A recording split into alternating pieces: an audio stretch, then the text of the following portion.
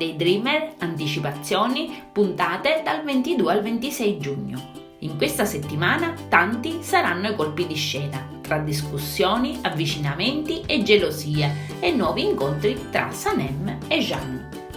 Per Jeanne e Sanem è una settimana difficile. Durante un lungo confronto, per via dei pregiudizi di lui e per via di quello che gli ha raccontato Emre, Sanem finirà per discutere e litigare con Jeanne. Intanto, Jeanne organizza a casa Divit un servizio fotografico per la modella Azutas. Sanem assisterà al servizio fotografico e vedendoli sempre insieme nota anche che la modella fa diversa avance a Jeanne e gelosa della situazione farà cadere appositamente Azu. Nascerà una nuova discussione tra Jeanne e Sanem che rovinerà il loro rapporto. I due litigheranno e arriveranno anche al punto di non rivolgersi più la parola se non per questioni lavorative. Intanto Jeanne sta per concludere un nuovo contratto con un'azienda cosmetica. In agenzia ci sarà un sopralluogo, ma Emre si rivolge ancora una volta a Sanem per far saltare tutto. Sanem allora introduce un topo nell'azienda di Jeanne.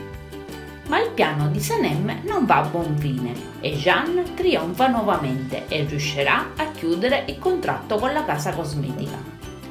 Questo successo di Jeanne scatenerà l'invidia di Aileen, che ancora una volta si troverà a fare pressione a Emre per convincerlo a partecipare alla campagna pubblicitaria.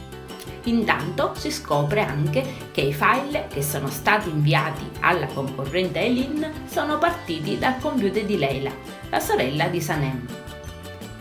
Leila inizia a essere gelosa di Sanem, pertanto chiede a Emre di essere di nuovo inserita al lavoro.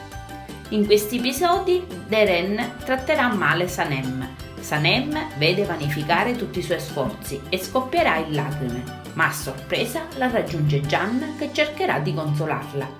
E lì ci saranno ancora una volta momenti di surreale tenerezza. Adesso non ci resta che guardare le puntate. Commentate pure, io vi saluto e vi aspetto al prossimo video. Bye bye!